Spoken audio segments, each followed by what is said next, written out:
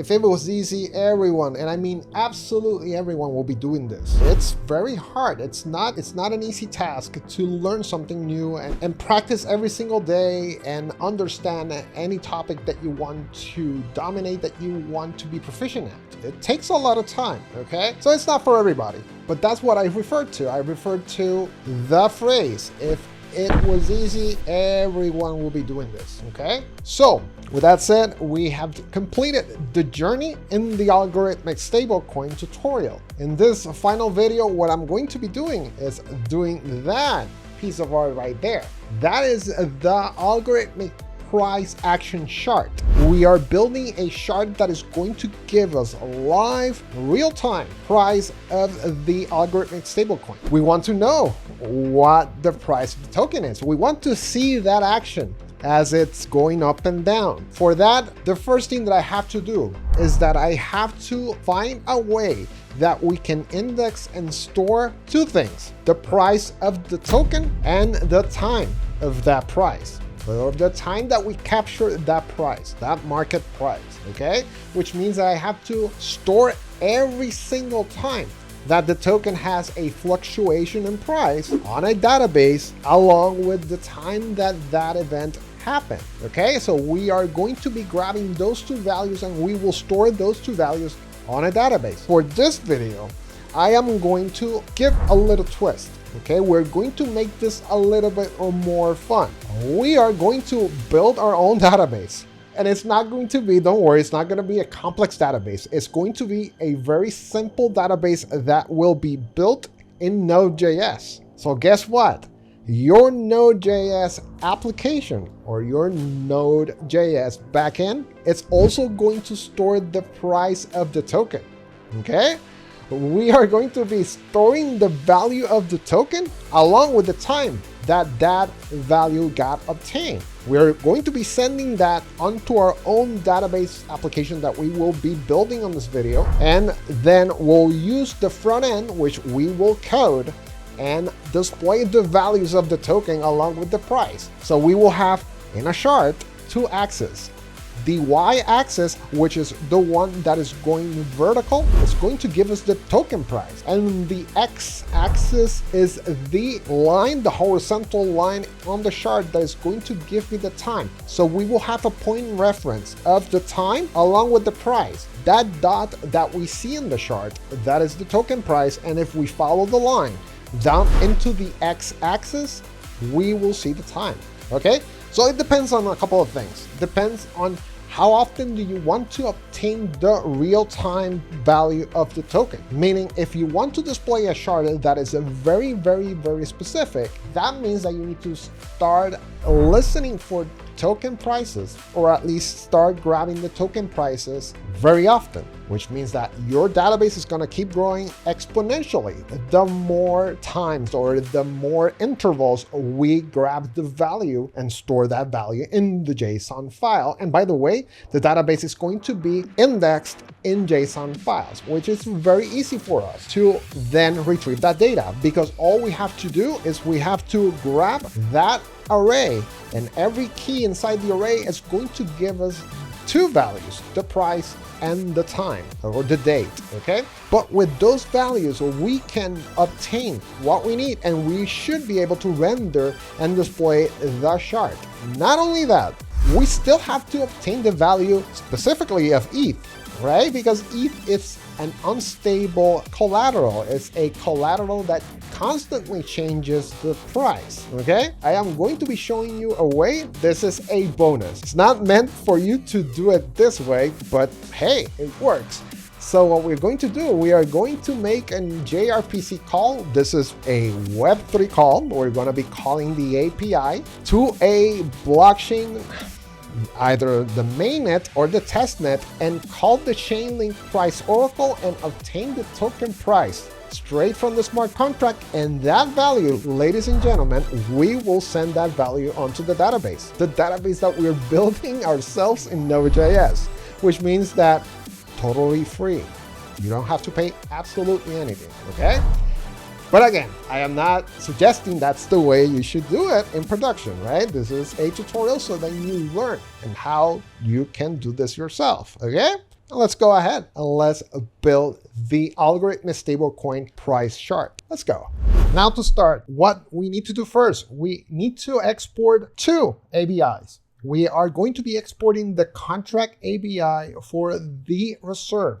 Okay, so the reserve smart contract ABI, we have to export that. Why? Because we're going to be using that ABI to fetch to the blockchain and obtain the amount of collateral from the reserve vaults. Then we can use those values to get the price of the N2 USD and also to get the amount of collateral so we can display that in the front end. Okay, and the other thing that I have to do is I am going to be exporting the contract interacting with the Chainlink price feed oracle, which means that I have to export the Chainlink price oracle contract that we built, the oracle contract ABI. Okay, so we are going to be exporting that as well because we're going to use that to make calls and get the price of ETH. Okay, so we're going to be making calls to the blockchain, obtaining the value of ETH via the price feed and building the database so that we can display the price of the N2 USD. Okay, so let's go ahead and do that. Okay, so first thing I'm going to do, so I got a folder, I call that folder the algo back, like algorithmic backend. Okay, so now what I have to do, I am going to be building a new file, and this will be called the Oracle ABI. And remember, this price Oracle smart contract, it's not going to, this is the one that we wrote so then we can get the values from the Chainlink and feed those values onto the smart contract. We have to get the native Chainlink price Oracle, okay, so that we can make calls directly into that, okay? So with that said, what I'm going to do, I am going to, compile, Control S compile, then I'm going to head over my smart contracts, and under dependencies, I'm going to head over Chainlink contract source 06 interfaces, and then I'm going to import the aggregator v3 interface. Very important, okay? Do not import this because this smart contract is on the testnet, and we are going to be working with the mainnet to get the price feeds, okay? So I'm going to click the aggregator v3 interface, right? And then if I go over here, I am going to compile, right? That's it. Now I'm going to hit ABI, and then we are going to paste the ABI, and .json, and let me go ahead and paste the ABI. There you go. That's the ABI. Cool. Now we have to do the same thing with the reserve smart contract. Okay, so let's go ahead and do that. I'm gonna head back here. I'm gonna grab the reserves, Control S, compile, and copy. Okay, let's go ahead into Visual Studio Code and let's type reserve ABI JSON. Okay, let's go ahead and paste the contents. Beautiful. So we have the two ABIs. We're good there. Now let's build the Node.js instance, okay, which means that I have to install all dependencies. The dependency that we are going to be working, it's going to be ethers, but also we are going to be working with the FS, or this is the file system dependency for Node.js, so then we can build that database. So let's go ahead and do the following. I'm going to bring the package JSON, and I have all the values already predetermined, and we are just going to navigate to the folder and npm I, and boom, we are good to go. Okay, FS. So FS is going to allow me to store and read and manipulate JSON files, and not only JSON file, but anything in the file system. I can write basically any file with this. So with that said, I now have to go into my console, and then I have to install the dependencies. Okay, so I'm gonna navigate to the algo back, and then we are going to type npm I, because we already have the package JSON. We should be installing all the dependencies that I have listed there. Beautiful. Now that we have this, let's build the Web3 interface, or the Web3 function, to read the two smart contracts. We are going to be reading the Oracle smart contract and also the reserve, so we can make those calls onto the blockchain, okay? So with that said, I am going to be creating a file, and let's call this get prices, okay? We're gonna get prices.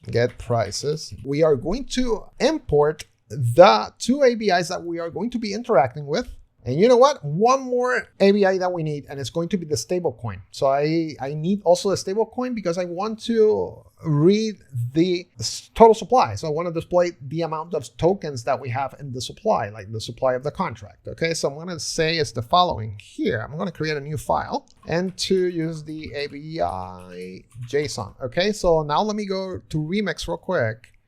And let's find the contract right here. Copy the contract and paste, copy the ABI, paste the ABI, and boom, we're done. Okay, cool, let's continue. Now what I have to do, I am going to be importing ethers, and then I'm going to be importing the 3 ABIs. Okay, so let's go ahead and do that. Importing the ABI. So I'm gonna call this the Oracle ABI, and we're going to be requiring what? The contract ABI.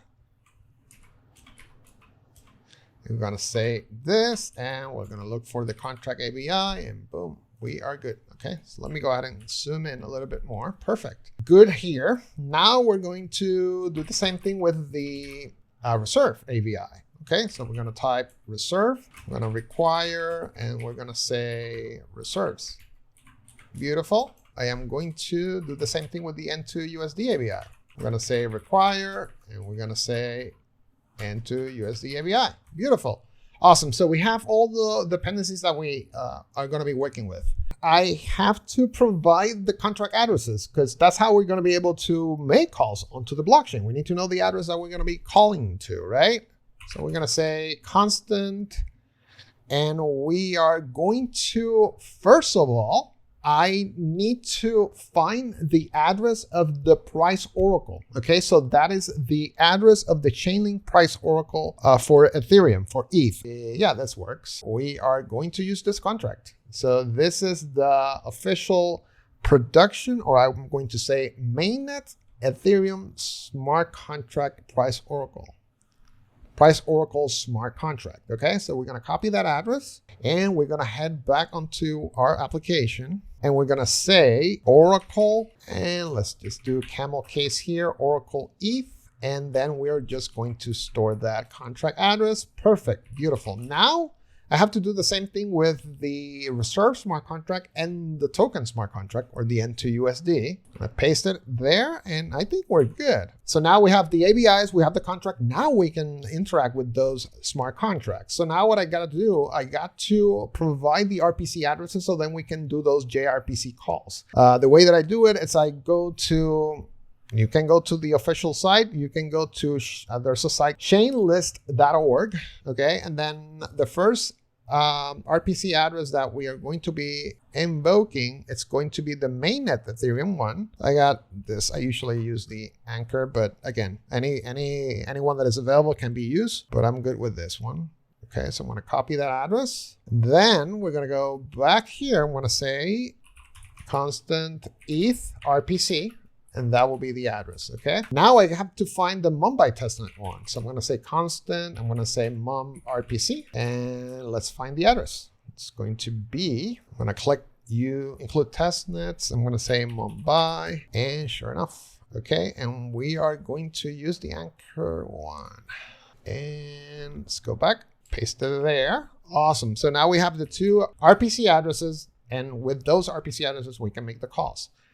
Okay, so now we have to build that provider interface so then we can start calling each contract, okay? So I have to build all that. I gotta wrap that in the provider variable, and then I can use the provider variable, okay? So the first one I'm gonna do is going to be for the ETH blockchain, in this case, the ETH provider. This is going to be interacting with the Ethereum main provider, okay? And then this one is going to say we're gonna create a new ethers. We're gonna invoke ethers, and want to say providers, and then we are going to specify that it's a JSON RPC provider, okay? And finally, we are going to be passing the Ethereum RPC address that we just stored, okay? Beautiful. Now I am going to do the same with Mumbai. So we're going to call this MUM, and then I'm going to say mum RPC. Beautiful. So we got both. Awesome. Okay, now I need to have a private key that will be stored in the backend that is going to make those calls to get and to read into the blockchain. Okay, so we're going to be using a private key that will be the wallet that is going to do that interaction using JSON RPC. Okay, so I'm going to say constant, and we're going to call this key. Okay, and let me paste the demo wallet that I use. That's the private key. Now we are going to be creating two different wallets, right? Because I have to interact with two different mainnets, or in this case, the testnet and the mainnet. So I'm going to call this wallet ETH. It's going to be wallet ETH, and we are going to say new ethers wallet, right? And then we can pass the provider, which is ETH provider, right? And then we're going to be passing the key. Okay. And I believe it's all the opposite. It's key and then ETH provider. Okay, cool. Yes, definitely. It's that way. Beautiful. Now we're going to do the same thing for Mumbai. Okay, so we're going to say mum, and we're going to say mum. Remember, it's the same wallet because it's ERC or EVM wallet. It works on all the EVM compatible blockchains. Okay, cool. So we got both. Now we are going to finally invoke the contract interface, or in this case, the variable that is going to allow us to talk to the smart contracts. We're going to call this one. This is going to be the Oracle interface, or in this case, the ETH Oracle. Okay, this is the interface that we are going to be associating the smart contract, and then we're going to be getting those prices. Okay, and we are going to say now new ethers contract. Okay, and now we can pass the address of the contract, which is Oracle ETH. Okay, now comma, now it's asking for the ABI. Okay, so now we are going to be passing the ABI, which is the Oracle ABI. Okay, and finally we have to pass the wallet that we are going to be using, which is the wallet ETH. And that wallet ETH, ladies and gentlemen, is the wallet that is attached to the RPC, the mainnet RPC provider. So that's how we are doing the entire association, and now we are going to make calls onto the blockchain. Okay, so that's there. Beautiful. Now I have to do the same thing for the reserves, right? But in this case, the reserve is going to be in the Mumbai testnet. So I'm going to say reserves. Okay, this is going to allow me to make calls into the reserve smart contract, and I'm going to call this reserve contract. Okay, that basically is the address. So you can see this is the address of the reserve smart contract, and now I have to replace this with the reserve ABI. Oops, there he goes. And now I am going to be using the wallet Mumbai because remember, this one is attached to a different provider because we're going to be interacting with the Mumbai testnet. Okay. And finally, one more to go. Okay. This is going to be the N2USD. So the N2USD stablecoin smart contract, I have to now call it here. I'm going to say N2USD contract. I'm going to delete this N2USD contract. I'm going to say the ABI is going to be the N2USD ABI, N2USD ABI. Beautiful. And wallet Mumbai. So the wallet stays the same. Beautiful. So we have all the information that we need to interact with our smart contracts and the blockchain. Okay. Beautiful. Now let's get the price of Ethereum. Okay. So the first thing that we have to do, we are building a function that is going to give us the price from the Chainlink Oracle. Okay. And then we're going to test it out and see if we get the price. Okay. So the first thing I'm going to invoke, I'm going to create a new function, async function, and we're going to say get ETH price. Okay, we're going to be getting that price of Ethereum, and this is the cool thing about this. We are obtaining real-time, I'm not going to say real-time, but I'm going to say fairly accurate readings from the Chainlink price Oracle. So now I can get those prices outside of the blockchain, which is great. You know, we're getting it the opposite. Usually we get the prices outside and then we feed them inside, but then in this case it's the opposite. It's like we're getting it from the blockchain outside of the blockchain and use it on our application, which is kind of cool. Okay, so now we are going to be grabbing the value of the price. So we're going to declare this let ETH price, and we're going to say await what? We're going to talk to the ETH Oracle. Remember, we declared that not long ago, this smart contract right here. And we're going to say what? What was the interface that we were communicating or interacting with to get the price? You remember? Let's go back. The function that we are going to be working with is latest round data. remember when we worked with the price oracle, we were obtaining the value right here under answer.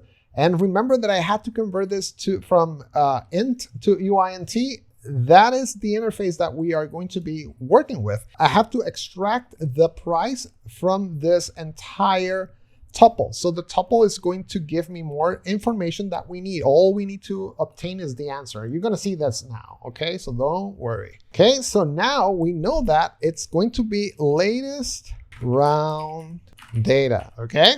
And by the way, we are doing this and we are obtaining information from the blockchain without paying. Now what I'm going to do, I'm going to make sure that if there's an error, I catch it, so then it doesn't stop my backend, right? I'm going to say catch. I'm going to say error here, right? I'm going to say console. I'm going to say this console log error. Beautiful. So that's a catch. Beautiful. So we got the raw price of ETH.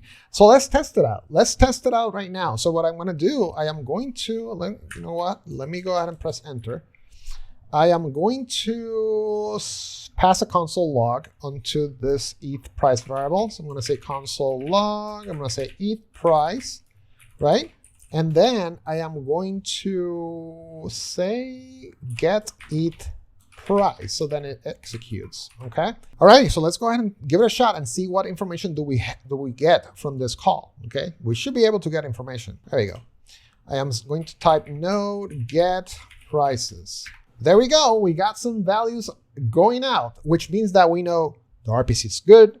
We know the contract is good. We know the ABI is good. We know that everything in our lives is going great. So now that I know this, we know that we are returning an array. So we are getting back from the promise.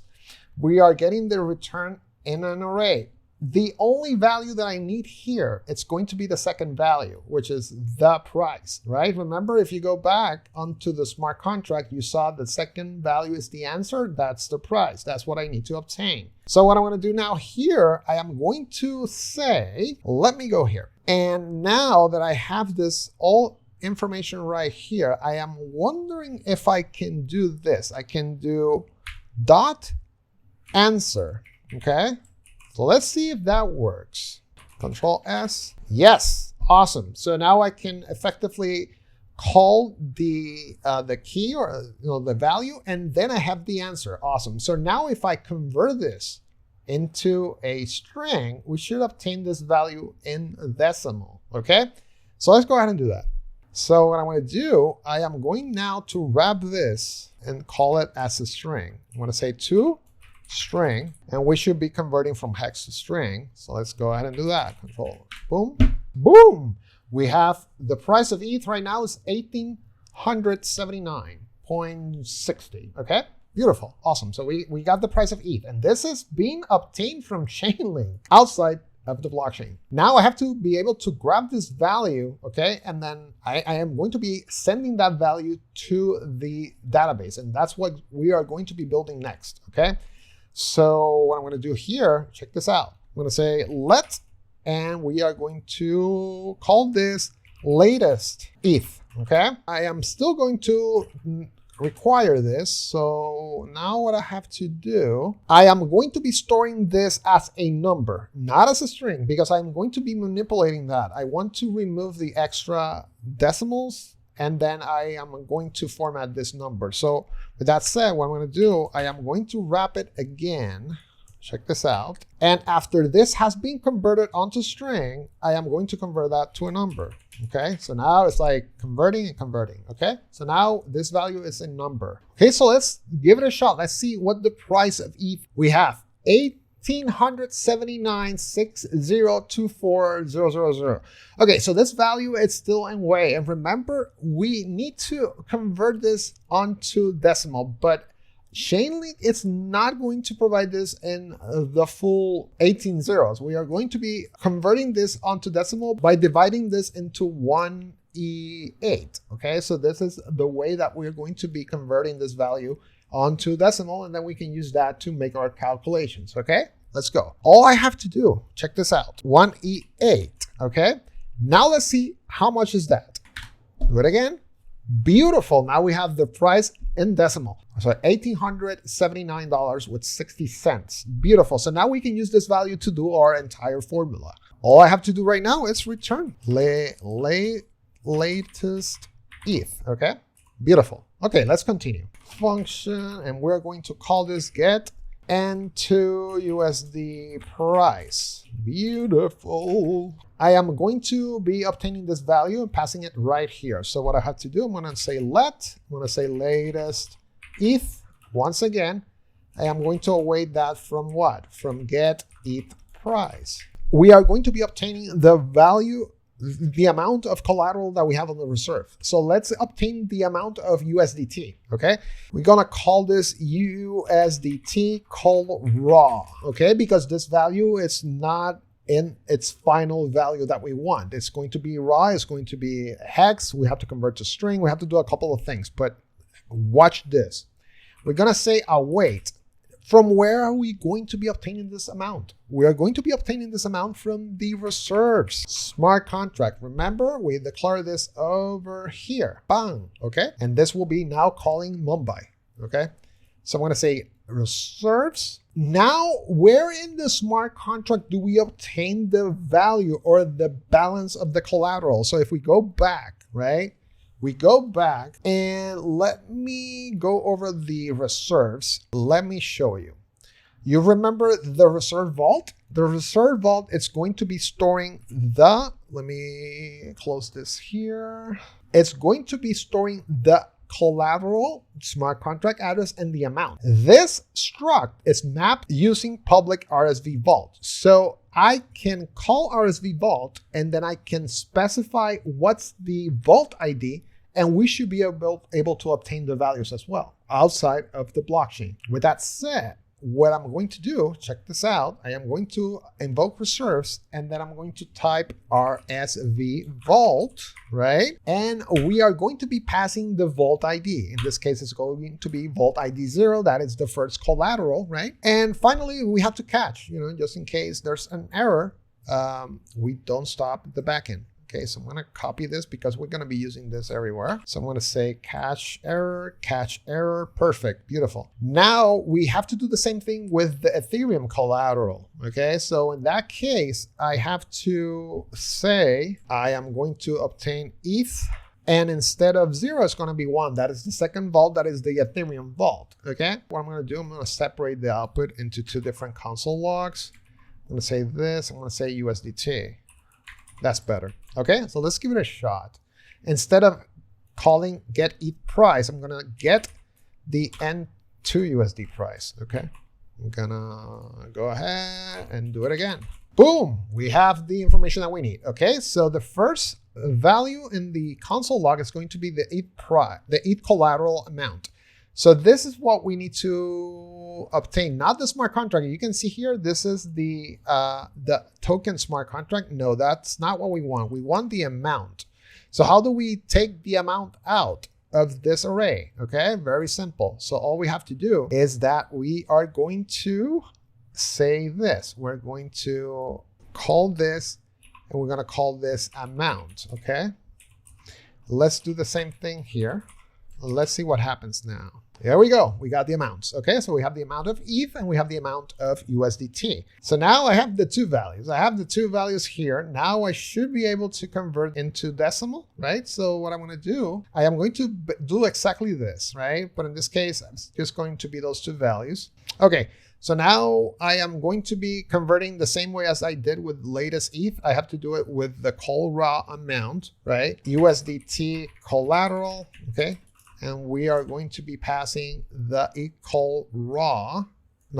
USDT call raw right here. Then we're just going to wrap it the same way as we did with this, right? I'm just going to paste, and then we're just going to paste this. Okay, now we did the first one. Now I have to do the same thing for Ethereum. So I'm going to say here, I'm going to call this ETH, right? And then we're going to say ETH call the raw, and that looks good. Now everything goes well. We should be able to see this USDT collateral, and then we're going to say ETH collateral. Beautiful. Okay, let me give it a shot. Boom. Okay, this value is because it's going over the limit, but don't worry, we're going to be doing the way conversion, okay? But we are definitely seeing that ETH collateral is 427 ETH. That's the amount of ETH that I have on the reserves. And this is 2 E23. That means that we have 2 and we have 23 zeros all the way to the right, which means it's 200,000 USDT, okay? Beautiful, everything looks good. We are going to obtain the supply of N2 USDs. Okay, so I'm gonna say I should have done it consistently, right? So let me just N2 USD or supply raw. Okay, N2 USD. Let me do camel case here. Sup raw. Okay, now I have to invoke the N2 USD smart contract. So I'm gonna call this, right? I'm going to say N2 USD, and the function that is going to, because it's an ERC20 smart contract, the function is going to be total supply. So I'm going to call this total supply, and that should give me the amount of N2 USDs minted. Okay. Now that I have this, and we know for a fact this is the smart contract, right? So we have it right here. Now I have to also convert that value in decimal. So I'm going to take advantage of this, and I'm going to say, I'm going to type here N2 USD supply, right? And we are going to specify this is the N2 USD sub raw, okay? And I don't need the amount. I believe that's just like that. And let's confirm. Let me just delete this. And we're going to call this N2 USD supply. Boom. Now let's give it a shot. Confirm. Beautiful. Okay. So you can see right here that we have 9.99. So that is not necessarily a decimal. That means it's 900,999 and 12 and so forth. So it's almost 1 million tokens. That means that my backend has been balancing the tokens, so that's why it's fluctuating in the stablecoin supply. Okay, so cool. That looks good.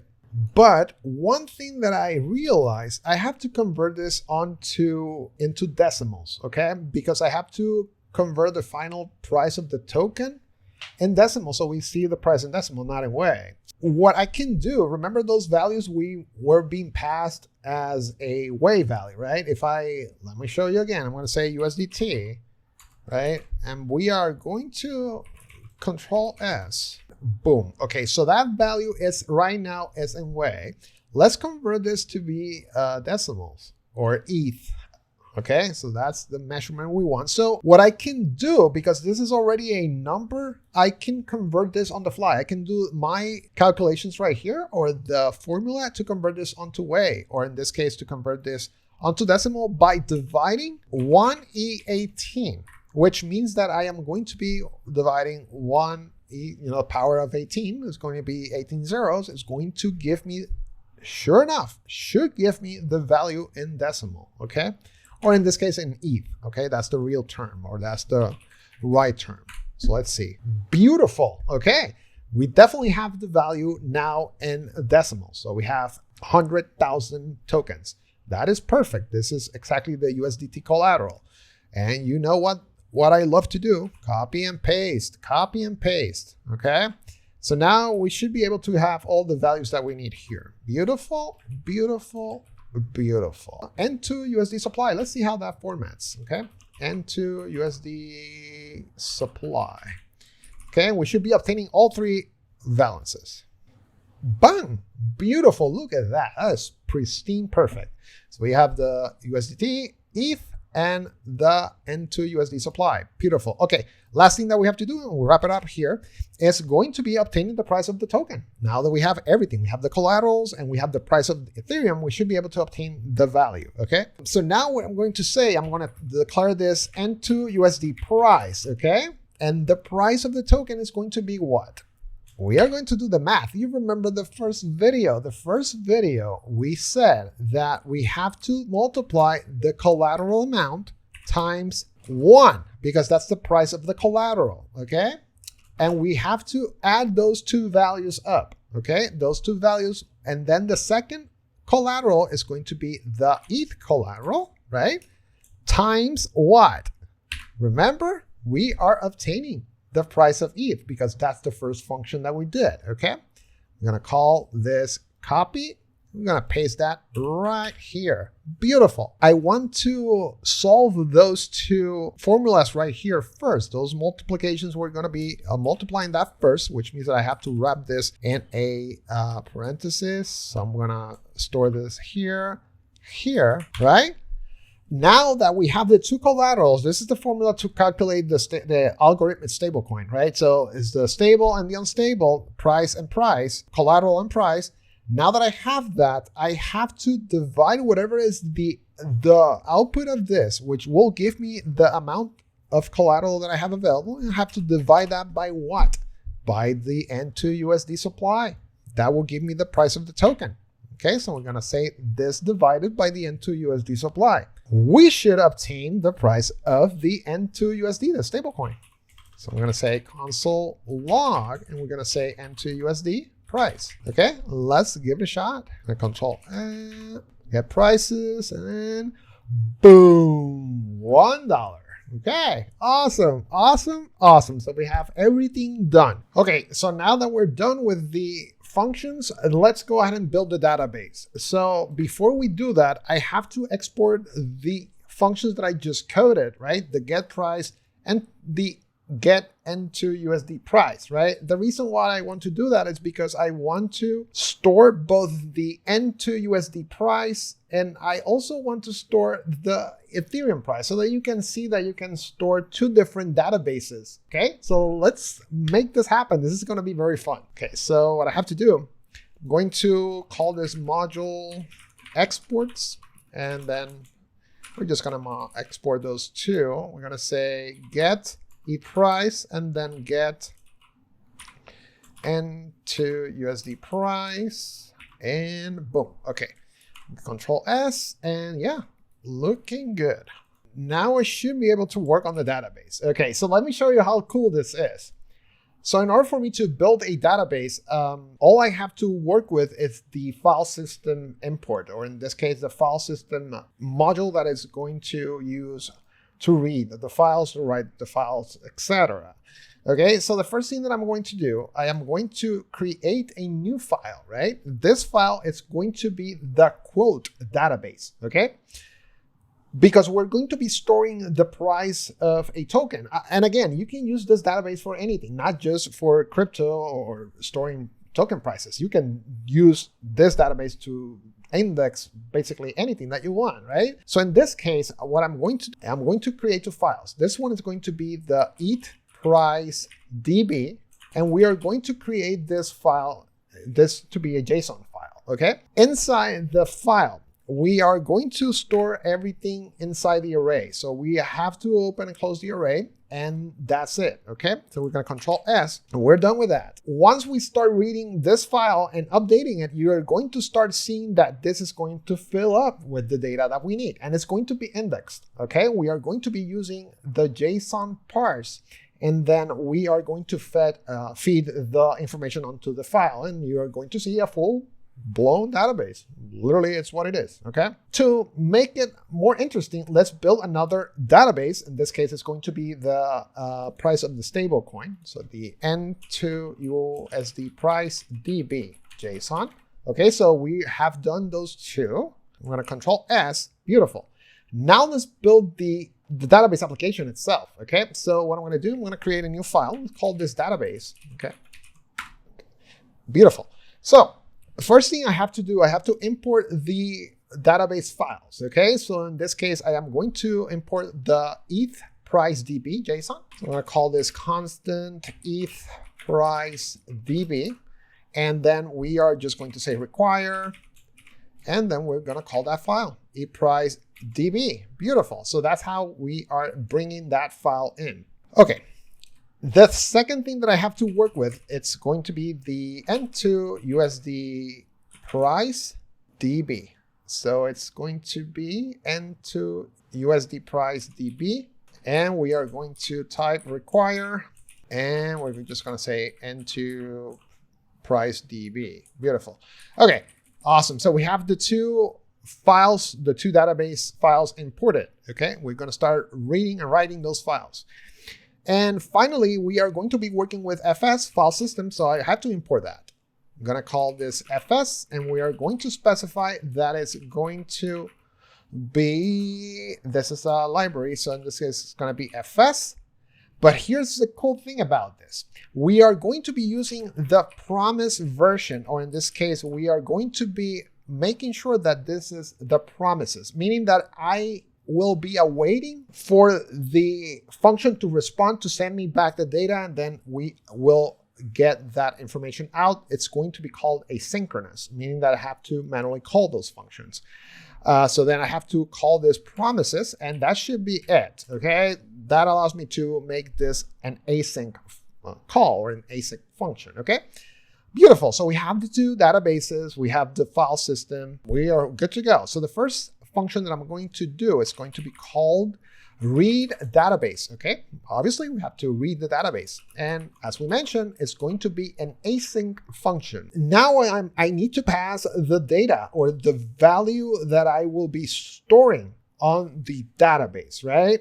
Or in this case, the information that I want to obtain. Because I have two different databases, I need to determine if the information that I want to read, or the database that I want to read, let me just zoom this in. The database that I want to read, it's database 1 or 2, right? So the information that I'm going to be sending as the request in the post is going to be determining which database is going to be the one that is going to be accessed, okay? So obviously, we're going to be storing two different token prices. We're going to be storing the ETH and N2 USD. So I'm just going to pass token, right? That whatever value is stored inside here, it's going to be either Ethereum or it's going to be the N2 USD. And that will determine which database are we going to send this to. So now I have to build that logic, okay? So now I'm going to open this and let's start writing. I'm going to say if token equals ETH, okay? So if the value that I'm passing on to this function, if token equals ETH, then we're going to be working with ETH price DB. Okay, so now I have to do this, okay?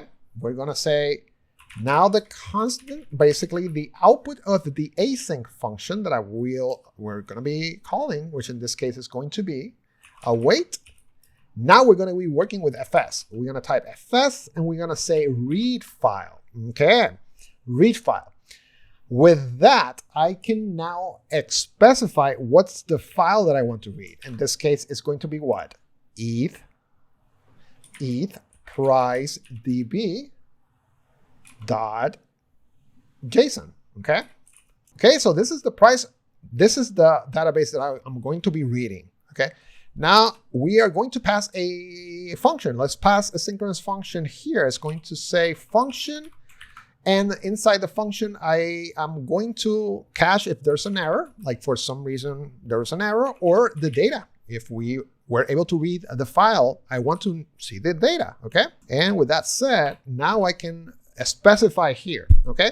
So now let's work with the error. So in case there's an error, I can say, well, if error is throw, like meaning that if that happened, then declare this to be an error, like it's a cache. It's basically telling, hey, it didn't go through. Well, then if not, return. What am I going to be returning? Okay, in FS, we have a buffer. Basically, the buffer is where the information gets initially stored in the process. From the buffer, I can extract what I need, which is, in this case, is going to be the data that we're passing, okay? So what I have to declare here, I'm going to say buffer, right? From where? From data, okay? So now with that, I am effectively reading this file, right? Whatever you have inside that file, I want you to return that to me, okay? So the return from the data that was read using FS will be stored here, which then will be ultimately the return of output. Now I have output, okay? Now I want to make sure that I can parse the data. I can literally index the data on the database. I can index the data to a point that I can call specific keys and get values which means that I have to do the JSON parse. It's a JSON, so I have to parse that JSON data, okay? So what I'm going to do, because we are going to be obtaining the price of the token, let's call this constant price DB. In this case, it's whatever you have inside the database, and we're going to just declare this JSON parse. What are we parsing? The output, okay? Okay, so we pass the output, right? Now what I need to return is the price DB. There you go. Awesome. So now if this was the match, okay, then you're going to read this particular database, and then you're going to parse out that information and then return me that, okay? Beautiful. If that's not the case, then I have to read the other file, which means that what I have to do, else. I'm going to say else, and I'm going to tell the same information, only the difference is what? It's the file. And to USD price DB, let's confirm, right? And to USD price DB, and to USD price DB, JSON, perfect, beautiful. And everything else is going to be the same. Awesome. So we have done the read. We were able to, with this, we should be able to read the database. In this case, the JSON, and from the JSON, I can obtain the values. Beautiful. Now, the funny thing is we have to write, okay? So we have read, now we need to write, okay? This is kind of cool. So I'm going to say constant, and I'm going to say write database, okay? And it's going to be basically the same thing. We are going to be passing the, price of the token, but not just the price. We have to pass the time, we have to pass more information, okay? Because we're going to be storing a couple of things. The first thing that I'm going to be passing is the value, in this case, the price. This price, it's going to be obtained when we do the call to the previous functions that we coded, okay? Now I have to pass the what? The time that happened. And we are going to code a very simple date variable that is just going to give us that time, okay? And now it's going to be the entry. Okay, so when you build a database, you always want to have like an index, right? So then you can call specific or you can count, right? Now you're going to have an index. How many times I write and read the database, that's just going to be an index, or in this case, an ID, right? So in this case, I am going to pass last entry, and it might not make sense now, but it will. Last entry is like the last time you wrote something. And this will be the last time. So it's over. So I am going to obtain what was the last entry on the database. So I have to read the database first. Okay, so let's say the last time I wrote the database was entry number 5. Last entry is going to be entry number 5. Then inside the function, I am going to be adding 1. So then it will be 6 and 7 and 8 and so forth. So every time they write the database, we're just going to keep increasing that value. So this will be the last time, the last value that got stored on the database, okay? And finally, the token, right? Because we need to know if it's Ethereum or the N2 USD token. Then we know exactly where we need to write this information to, okay? Cool. Now we're going to save this and let's do the magic, okay? So now what I have to do, I am going to be building that JSON structure that is going to obtain that is going to store all that value. Okay, so let's call this let entry, which means that this is what I'm going to be storing inside the database. And let's build the key. Let's call the first key, and the first key it's going to be update price, which in this case, let's store the latest price, right? Let's do a comma. Now let's store the time. Time date is time. It's like meaning that we are going to be passing the time, time date. This will be the key value, and then this will be the value itself. And then we are going to talk entry, okay? Entry, this will be the number. This is the entry that was stored on the database, okay? And what we need to do, last entry times 1, because it's going to be a new one, right? And that's it. That's it. Those are all my 3 items that I will be storing on this local database. Beautiful. Now, next thing, I have to do a similar logic as I did before, right? I have to say if the token value is ETH, then I want you to write to the ETH database, or in this case, ETH price DB. Cool? Awesome. Okay, so in this case, if token is equal to ETH, I am going to say ETH price DB, which was declared at the beginning, right? Okay. And because that is the array, this is the array, we're going to push that entry. What are we going to store inside the array? Entry. Okay. Okay. So we have entry ETH price DB dot push entry. So we are effectively injecting that inside the value, inside the file. Okay.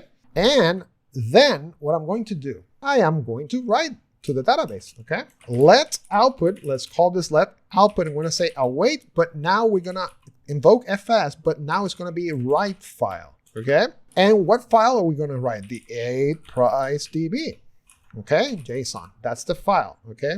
There you go. ETH price DB JSON. Beautiful. Then I am going to do the same thing as I did. If there's an issue, then error, else, give me a return that you were able to write successfully. Now here's what is different, okay? Now I have to, at the beginning, when we read the information, we were parsing the information, meaning that I was going to grab whatever is string or is text, raw text from a file, and convert that to a JSON format. So then I can basically convert this into a JSON object and call the keys and then get the values. But now I have to do the opposite. I have to convert this back onto text so then it can be stored in the file, okay? Check this out. All I have to do here, I'm going to say JSON. Instead of parse, I am going to be stringifying that. What am I going to be stringifying? Whatever I store inside here. That's it. Whatever I pushed, I'm just going to pass it here, okay? Beautiful. And what I have to do here, right? I am going to say this. I'm going to say error, right? In case there's an error, then do this. I'm going to say, boom. I'm going to say here, now error. And it's just going to be the same thing as the other one. If error, then else. Let me just copy this whole thing. Copy here. I'm going to say paste. Right, and throw error, but then return. I'm not going to return in data because I'm not reading, I'm writing. So I'm just going to say return done. Okay, so I just want to know that it was done successfully. Awesome. But then this is only if it's Ethereum, right? So now I have to do the same thing with the N2USD, which means that all I have to do is an else. Okay, so I'm going to copy this. Actually, I have to do this. I am going to return done here, but then I have to, pass it outside. So I'm going to return output, okay? Because that's the value that we, basically store here. Okay, cool. This looks good. Now I'm going to copy this, right? And then what I'm going to do, I am going to paste down here because now this will be the N2USD, right? In this case, instead of if, it's going to be else, okay? So it's going to be else. Then at that point, it's going to be the N2USD, right? So we're just going to do the same thing, N2USD price DB. Okay. We're going to push the same entry. Remember what we just built at the beginning. Here it goes. And then we'll just write this here. I'm going to say N2USD. Price DB, that's the file. And I'm going to be obviously replacing this with N2USD. And that's it. We have done the database. That's kind of cool. Awesome. Okay, so let me save this, right? So we have the two functions, one to read the database, another one to write the database. So now finally, all I have to do is export. And we're going to be testing this now. I'm going to say read database and write database. Beautiful. So we have ourselves a database application. Beautiful. Okay. So now I am going to be building an interface that is going to do all the magic. It's going to receive the information from the front end to get the price feeds and all that. And then we will basically run a set interval. It's basically a set interval that is going to allow this backend to constantly check for the price and store the price on the database, okay? Before we do that, I am thinking to do the following, just for you to see. Now let's build the interface that is going to do this whole magic. It's going to call my get prices functions. It's going to call the database, and it's going to store everything, and it's going to allow the front end to read the information, okay? So what I'm gonna do, I'm gonna create a new file. This file is gonna be called interface, right? And now let's import all the functions that we just wrote, okay? So constant, and we are just gonna say eth, let me go here. Okay, so we're just gonna grab this. I'm gonna go here, I'm gonna throw that there. Boom, boom, boom. Awesome, okay. And then we're gonna say equals require, and we are just going to look for my get prices. There we go, awesome. So we have effectively imported those functions here. We can use those. Now I am going to do the same thing with the database, okay? So we are going to be importing read DB and write DB require, and then we're just gonna say database. Perfect, awesome. So we have the two interfaces, okay? Now I can write, okay? So the first thing that I'm going to do, it's going to be the function to be creating two functions. I'm gonna say the first one is going to store ETH price, okay? And this will be async, obviously, and here we go. Okay, so now I have to pass the following. Remember, in the database, we are sending ETH, okay? So this value, so this token will be passing that, that value, that argument under here. So we have to make sure that token matches, ETH or into USD. It doesn't matter, it only has to match ETH, else by default it's just gonna use this, but let's make it consistent, okay? So let's call this constant token, right? And we are going to say ETH, okay? Now let's obtain the price of ETH, okay? So we're going to say price, await, get ETH price. Remember, we just wrote that, okay? That should give me the price of Ethereum. Now we are building the date, or basically the time, okay?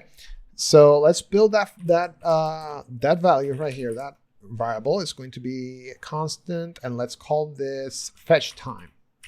Okay, and we are going to invoke new date, okay? This is default in JavaScript. From here, I can obtain the system date and time, and then I can, build my variable with that and get the information out, okay? Now I am going to build time, okay? So in the chart, okay? In the chart, you're going to see, let me see if I have it open. Here we go. Let me show you the chart. You can see that. It's gonna arrow out because I don't have the backend opened, but the time is just going to be fetched down here. So basically, yeah, it's gonna arrow out, but don't worry. So what we need to see, it's going to be the hour. Basically, the hour is what we are going to display in the y-axis, okay? So what I'm gonna do, I am going to declare time, and then from there, I'm gonna say fetch time dot what? Get hours. This is how we are going to obtain the hours, right? And I have to say the following. This is going to be the syntax that I want this to look like. I want the time to look like this. Let me show you. I want the time to look like, hour, minutes, and that's it, and in seconds, okay? So we store that basically, okay? This is the format I want, which means that I have to add what I need to add now. I am going to be adding the colon, okay? Now I have to be adding what? I am going to be now adding the minutes. So I'm going to call this fetch time get minutes. Okay. Let's say that the plus sign. You see what's next. Let me just make this consistent. Colon. Okay. And this is going to be colon. And then I'm going to say seconds. That will be the last one. Fetch time get seconds. Beautiful. So we have the time. Now I have to grab the last value because then I am going to be sending the last entry. Remember, in the database, we are going to be passing the last entry, which is the last entry that we had on the database, right? So then we have 5, 6, 7, 8, and so forth. Okay. So fetch last. So we need to first read that. Okay. So fetch last, obtaining the data. But here's the thing. We have to build that function. Okay. So then I can fetch the data, okay? I cannot just build a read database. I could, but it's just gonna make my store ETH price bigger. That function, I want that function to be shorter, which means that I have to build a function that is going to read and get me the values, but then parse those values out. You don't want to create functions that are very long. You want to separate the functions, okay? So let's go ahead and do that. Let me just do that function here real quick. It's going to be constant get db data, okay? Which means that what it's going to do, it's going to read the database. It's going to call that read the database function, okay? We have to be passing the token. Remember, we are going to be passing the token that we need to read the database, okay, for. So in this case, I'm going to say let from output, right? And then from that output, I am going to be passing those values. So I'm going to say await read db, right? And we are going to say token, and that's it. Let's add the catch. I'm just going to copy this one so it doesn't quit on us. Beautiful. Okay, so we have effectively stored that there. Okay, now I want to store individual items. So I want to take information out of this output and store that individually in different arrays. You're gonna see why. I need to store that separately because in the chart, I am going to be adding the values individually, okay? So I'm gonna say chart price. This is just going to give me all the prices in order, okay? This will be the y-axis, okay? Let now chart time, okay? This will give me the time. All the time is gonna be stored in order. Let now chart entry. This will give me the number of entries in the database, okay? If now, okay, I wanna make sure if from output, right? So if from output it's not undefined, that means that there is data in the output. Else I don't want you to read the database if there's no output, right? There's nothing stored. So in this case, that means that there was data from the output. Now we can effectively pass that data into the array. So what I say is from output, check this out. I'm gonna say for each. So for each, I can use for each to pass or to read the array and then pass it individually, okay? It's like a for loop, but just for the array, okay? And I'm going to say whatever value you read from that, then I want you to work with that, okay? So we're going to do it here. I want to say chart price, okay? We're going to say push. What are we going to be pushing first? The value, okay? And then what value? Remember when we stored on the database, what are we going to be storing? We're going to be storing update price, time date, and entry. If we're working with the chart price, value will be update price, okay? Will be this one right here. So we're just gonna say copy, and we're just gonna pass that onto the chart price array, okay? Now I have to do the same thing for the others, okay? So now I'm gonna say chart time, push value of what? Of date time. There we go. If you saw it before, oh, sorry, time date. It's very important. It's time date. Okay, cool. Awesome. And finally, chart entry, push. What am I going to be pushing? Value that what? That entry. Okay, that's awesome. Beautiful. And now, ladies and gentlemen, we have effectively filled all those three arrays. We separated the data from the database and we store that individually onto 3 different arrays. Now I can return those 3 arrays. So I'm going to say return. What am I going to be returning? Chart price, chart time, and chart entry. Okay, beautiful.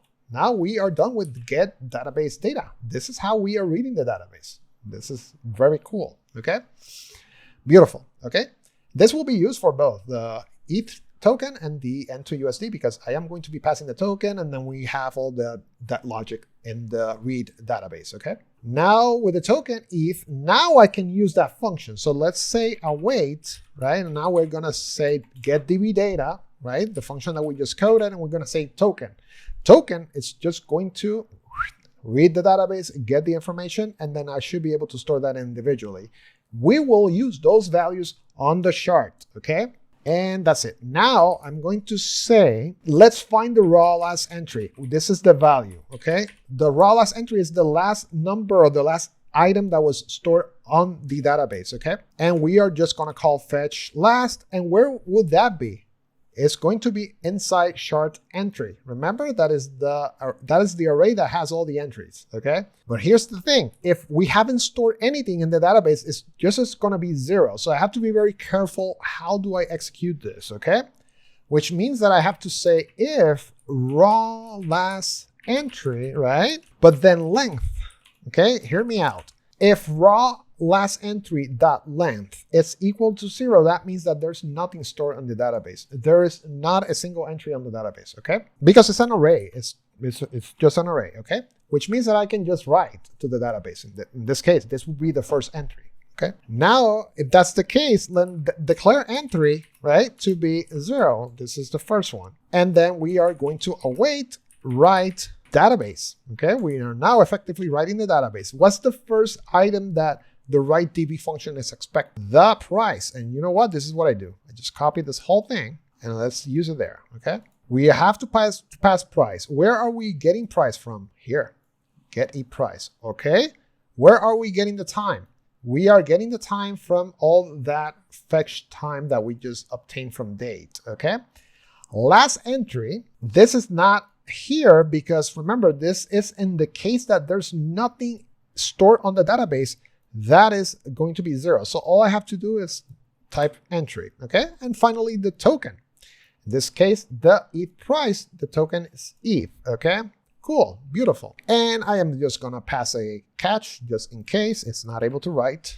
It doesn't stop the backend. And now else, right? Else, if it matches else, it means that there's data on it. There's data, so we have to treat this differently. So in that the case, you know what? I am going to say if, right? I have to be specific. If raw last entry length is higher than 0, okay? Then I want you to add the value. But what value do I need to pass to write, okay, to the database? Remember, we are increasing this by 1. So if the last entry was 5, I have to make sure that I pass 5, so then the next one is going to be 6, or else this is not going to go okay. Okay, so I have to make sure that this value is 5. So I have to pass that beforehand, which means that how do I obtain the last entry in the array? Check this out. Last entry, it's going to be what? Raw. This is fun. This is funny. Raw last entry. Check this out. Length. This should give me the total amount of items or keys inside the array or items inside the array. If that's the total amount, how do I obtain the last one? If let's say there's 10 here, or if the array has all the values plus the index, which adds another one. If the index is 0, but there's nothing. 0 is the first number. Let's say we have the length of the array, right? It's going to be 10. Minus what? So if 10 is the total length, that means that there's 9 entries, okay? 9 is the total. But then I cannot pass 10 because else that's not. The last item is the index, okay? Which means that what I have to do this. I am going to be passing raw last entry. Check this out. This is the array. Then I'm going to be invoking and telling what's the total here. And how do I obtain the last one? By grabbing the total and subtracting 1, okay? That's how I obtain the last value inside the array, okay? This is how we obtain this, by just looking at the length of the array minus 1. This gives me the last value, and this is the last entry, okay? Now I can effectively write. And let's go ahead and just copy this whole thing, and we're gonna write the database, okay? Last entry, boom, beautiful, okay? And that's it. Okay, that is it. Now we have how to store the price of Ethereum. Do you want to test it out? Absolutely yes. Let's go ahead and test it out. It's going to be fun. So we are just going to call this function right here, store ePrice, right? And let's go back. Now let's see, fingers crossed. But in this time, I have to call the different files. So it's going to be interfaces and crossing fingers. No errors, that's good. Okay, but it not necessarily it's great. It's good. Let's see the database. Look at that. Look at that. Awesome. Okay, so we have entry number 1. We have the time of this call, and we have the price of Ethereum. That is awesome. Let's run it again. Boom, you already saw it in the back. Got the second entry. This is amazing. Okay, awesome. Let's continue. So we are almost done in the backend. I am going to now do the same function, but in this case, we are going to do it to store the N2 USD price, okay?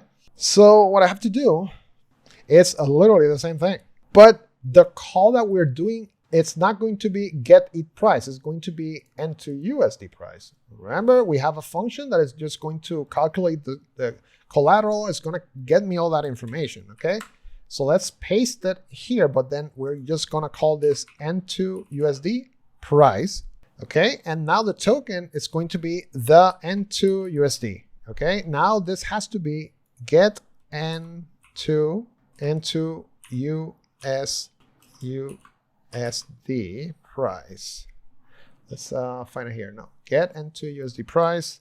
Let's make it sure it's the right one. Boom. Okay, we got the price. Now it's going to be the price of the stablecoin.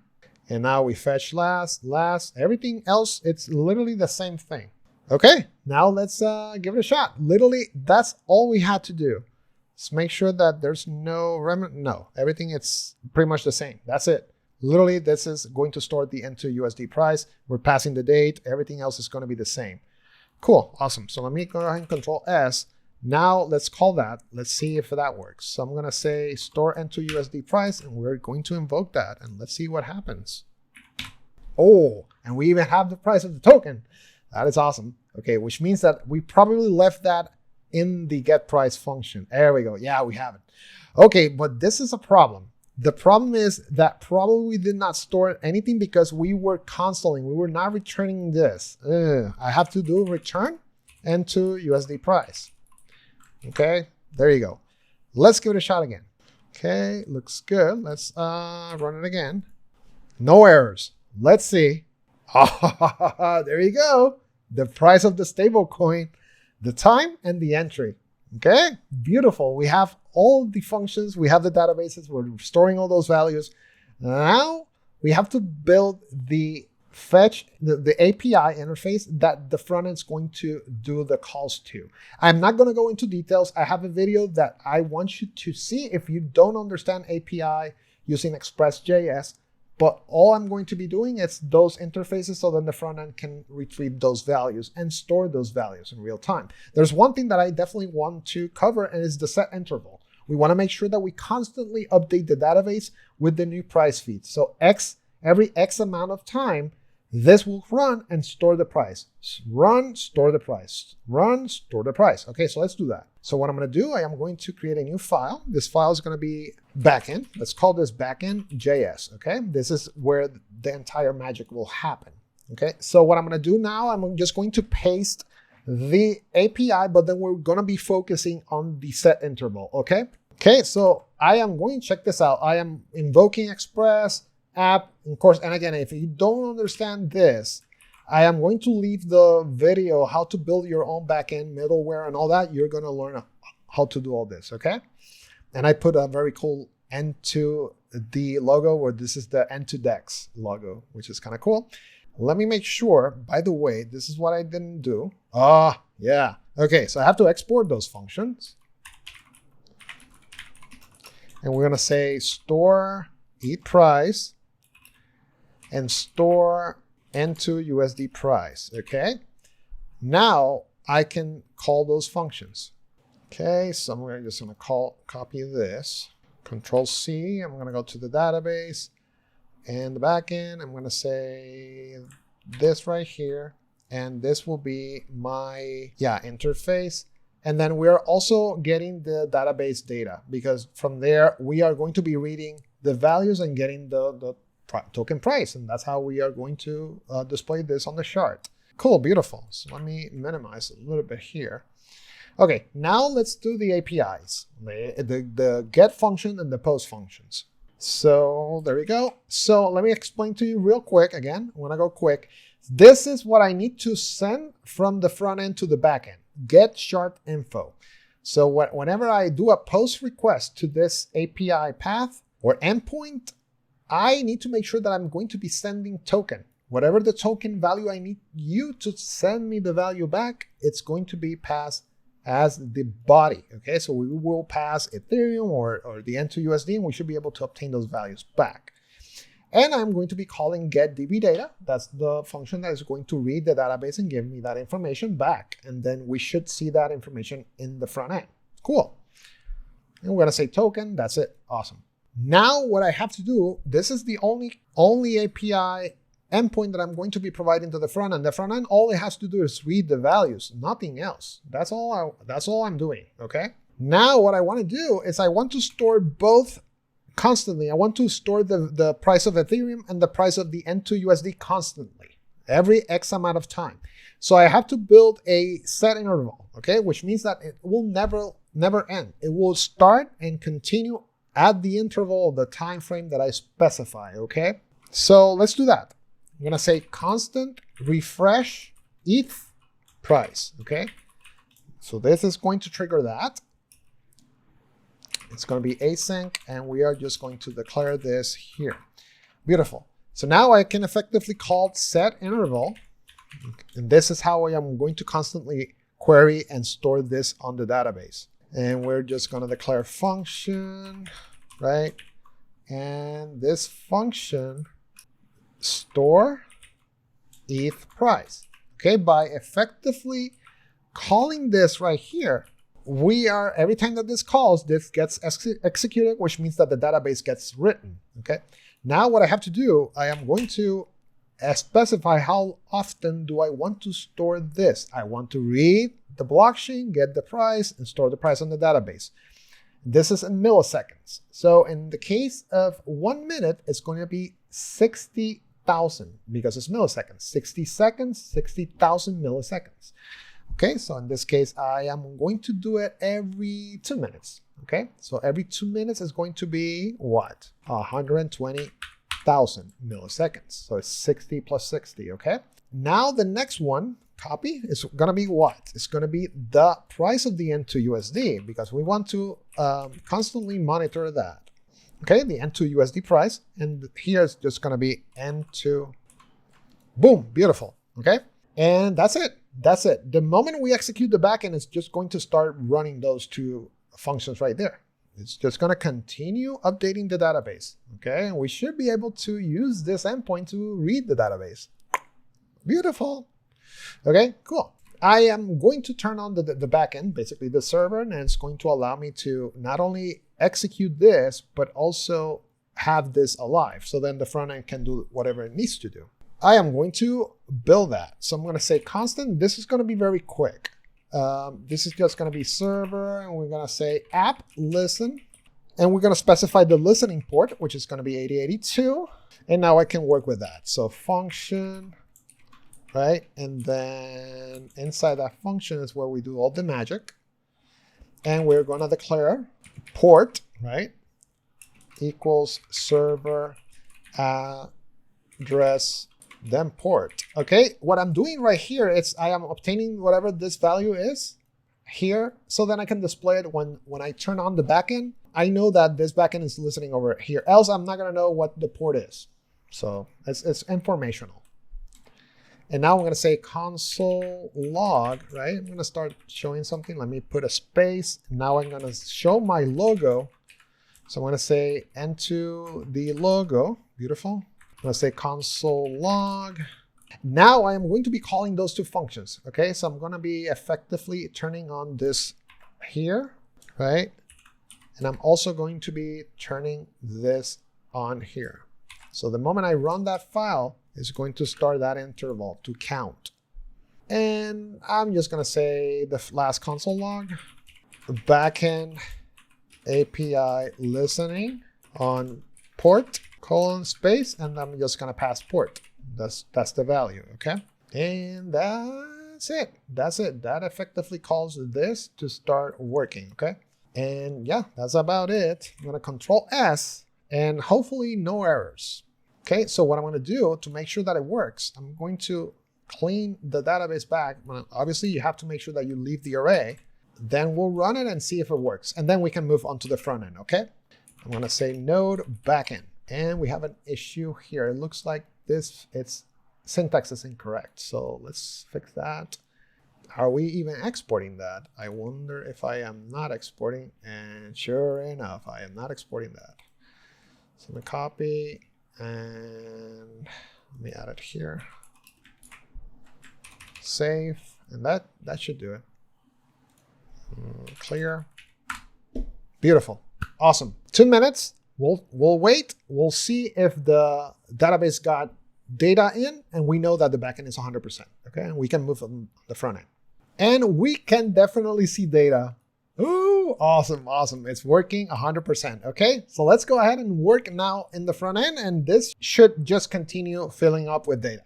We have the backend ready to go. The backend is up and functional. Okay, so I'm going to show you what we are going to be building. As a matter of fact, this is my front end, the existing one that is connected to the new backend, the backend that we just coded. So I know 100% that I'm getting all the information to display the chart. Okay, the first thing that we are going to do, and this is going to be very, very simple, very quick. Okay, so we are going to just display the collateral, right? So we have USDT, we have the wrapped ETH, and this is the amount that is currently held in the reserves on the 2 vaults. Okay, and finally we will display the total supply. You can see it right here. Okay, so we're going to do this, right? And then after we're done with that, we'll do the big one, which will be the chart. Okay, go ahead and do a new project, and this is going to be npx create next app, and let's call this algo chart or algo front. Okay, and no TypeScript, yes, ESLint, no Tailwind, no source directory, app router, and then default alias, no. Okay, install dependencies. There's quite a handful of dependencies that we have to install. Let me navigate to it. Algo front. Okay, do some directory. There you go. Cool. We have stuff there. Okay, so now let me open Visual Studio Code. I am going to be updating the package JSON and add all the dependencies that we need. Okay, so then I don't have to install them one by one. Copy my dependency list and just gonna go ahead and paste it here. There we go. Shard.js, that is the library that we will be using to build the shard. Okay, those are my 3 dependencies for the shard itself, and then ethers, because we're going to be doing that call to the reserve smart contract, and we're just going to use ethers from here and some additional styling. Okay, so I'm going to Control S. Now that I have that, I just need to go back into the console and just type npmi, right? And it's just going to install what's needed. Now we are going to be updating the app file. Okay, so this will be the application file, and just to be safe, let's see if the application runs, right? So let me npm run dev. Okay, and now yeah, because I have already another application running, so 3001. So let's open that, and there you go. So this is the default NextJS page. Okay, awesome. Okay, so let's start working. Okay, first of all, I'm gonna work on the app file. And this is the application file for Next.js. I am going to be adding a navbar, but it's very straightforward. It's literally going to display this right here. And then you can keep adding more stuff to it, right? I'm going to also add my logo. And there we go. I just pasted the app. And again, I'm going fast because I want to focus in the actual functions. Front end, it's not my thing, but I'm getting better every day. That's the idea. Good. Okay, so now I have to import some CSS files. This is the styling for the chart. And again, feel free to poke around it. You're going to have all this on the GitHub, okay? So new file, and this is going to be called reserves CSS. Okay, cool. So now I am going to copy and bring my styles here. Beautiful. Awesome. Last thing I need to bring is the 2 logos, the N2 USD logo, right? This logo right here, and 2 decks, okay? And you can see already, oh, by the way, it's probably obtaining that from the internet. Okay, so I have a URL for this. Cool. Okay, so let me just bring the N2 USD logo. I'm just gonna paste this on the public folder. And there we go. Awesome. Beautiful. Okay, so I'm going to go back and beautiful. So we have that ready to go. Now we can see the front end. Just, you know, we can see at least the navbar. Okay, so let's take all this out And let's add the reserves, okay? But before we do that, we have to build those functions, okay? So what I'm gonna do, build some files, okay? So let me build a components folder, right? And inside this component folder, we'll do the files. So this is going to be components, right? And inside this component folder, I am going to create a file that is going to be called config.js, okay? Then I am going to create another file that is going to be strictly for the shard function. And we are just going to be importing the shard function under the index, and that should be displaying the shard, okay? So let me build that file, new file. This is going to be called the n2 usd shard.js. And then I'm going to do another file. And now what I have to do, because I want to display the balance on the vaults, and I want to display the total supply and all that, that means I have to interact with the smart contracts. I could have done a function on the backend and get that from the backend as well, but I just want to show you that, you can do it from the front end. You still need to have a private key, but what I do, if it's only to read, definitely you're not going to be using any private key that has writes onto the smart contracts. Just use a bogus key to do the calls into the blockchain just to read data, right? So what I'm going to do, let's build that because we already went through that on the backend, so it's going to be fairly quick, okay? So I have to work with two ABIs. First of all, I have to work with the reserves ABI. Remember, we are going to be talking to that smart contract. So I'm going to say RSV ABI JSON. I'm going to paste that in. This is the reserve smart contract ABI. And then I'm going to new file, and I'm going to now work with the N2 USD ABI. This is the token smart contract for the stablecoin. Okay, so I'm just going to paste that ABI. So we're good there. Awesome. So now we can definitely work on the config file. So I'm going to go very quick on this. So what we need to do, we have to import the ABIs and also work with ethers. Okay, so I'm just copying and pasting. This is basically invoking those files, and then ethers, I am just importing ethers. Okay, now I have to do something very similar as we did with the backend. I am going to be creating the wallet. I am going to be associating the RPC address. I am going to be creating the contract interfaces so that I can make the calls. It's literally what we did on the backend. It's no different. Okay, I'm going to show you. I'm going to copy and paste. Okay, so you can see the reserve smart contract. This is the address for my reserve smart contract, the N2 USD smart contract. The RPC address is in Polygon, right? And then we have provider and we have the key, and then now we can work with those two smart contracts, reserves and the token smart contract. Okay, now I can obtain that information. Now let's build a function to get that information out. Okay, so let's do that. So I'm gonna create a function called export. I'm just gonna say export async function. I'm going to call this get reserves, right? This will tell me the reserves. And now I have to, the first thing I'm going to do, I am going to determine how many vaults do I have, right? I need to understand how many vaults, so then I can call vaults individually, okay? Or I can call all of them automatically by doing a for loop, right? Okay, so let's test this out. So you can see already that reserves, is active because I am talking to that smart contract. What I'm actually looking for is the reserve length. Okay, so that tells me the amount of vaults that I have on the reserve smart contract. So if I do this, right, let me do console log RSV count. Okay, and now what I have to do, I have to add a button to this so that I can call it and we can see it on the console. Okay, we know that everything is working here. So I'm just going to copy this, get reserves, right? I'm going to import it here. So I'm going to say import. I'm going to say get reserves. Okay, and just tab. And now I have the reserves function imported, right? And now what I'm going to do, I am going to create a function. So let's call this async function test function. I'm just going to call that, right? And I'm going to say await get reserves, right? Or I could even just call this directly, right? You can do that as well. So what I'm going to do now, just to test, right? Just to verify that everything is working, I'm going to create a button and I'm going to say on click, and I'm going to specify test function, right? And that's the function that we created. I'm just going to create that button called test. I'm going to save it, and now we should have a button in the front end to do that. And there's a big button. Okay, cool. So I'm going to press F12. I'm going to clear this here. I'm going to zoom in. There we go. Awesome.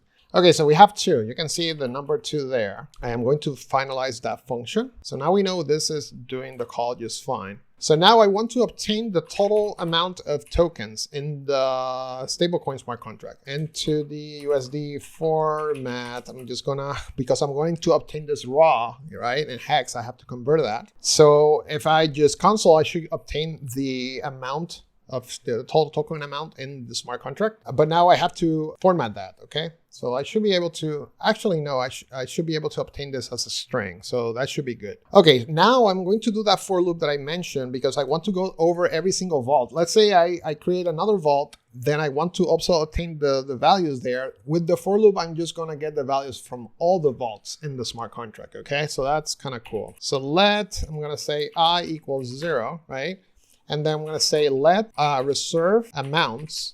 So what this is going to do, this is just an array for me to push the information that we obtain, and then we can export this out, okay? Now I'm going to do that for loop. I'm going to say for, and then now I is less than what? It's going to be less than RSV count, okay? Because that's the amount of vaults. And we saw that it was 2, okay? So that means that we have 2 vaults.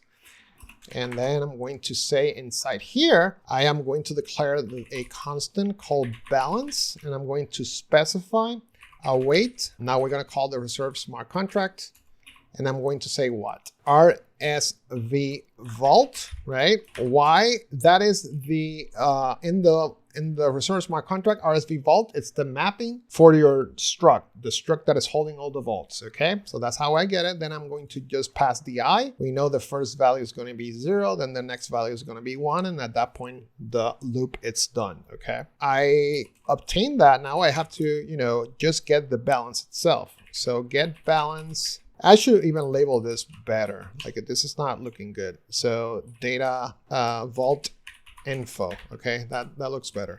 Vault info, then now I'm going to obtain the balance from the vault info dot what? That amount. If we saw on the struct, the second item, the first one is the smart contract address, and then the second one is the amount. That's what we are looking for, the amount of tokens, okay? I'm going to say to string, right? Because we want to convert that value to string. And now I am going to be formatting the amount. So I'm going to say let format balance, right? And I'm going to now bring that ethers utils, right? This allows me to also format that value on decimal, okay? And in this case, that's ethers. So you're going to see I am going to type format ether, okay? So that allows me to convert that to ether as well. And I'm just going to pass get balance. That's what I obtained from the smart contract, from the blockchain. And then what I do, I am going to effectively call my new array that I just created that is empty. I'm going to push format balance, okay? So now I am grabbing this empty array and I'm going to be pushing whatever value we obtained there, right? That will be for vault 0. Then the loop runs again. And then once again, I push the next value, which is going to be the second vault. And that will be the balance on the second vault, okay? Beautiful. Now we are done with this, right? So I'm just going to return and I'm going to say RSV amounts. And then the next item that I want to return is going to be the total supply in the smart contract. With this, now I can do the front end and I can display that information in the front end. I'm going to have the vaults balances and I'm going to have the total balance of or total supply from the stablecoin contract, okay? Beautiful, so we're done here. This is done, okay? So now what I'm gonna do, I am going to be working in the styling aspect. Again, I'm gonna go very quick on this because else we're just gonna be 3 hours here.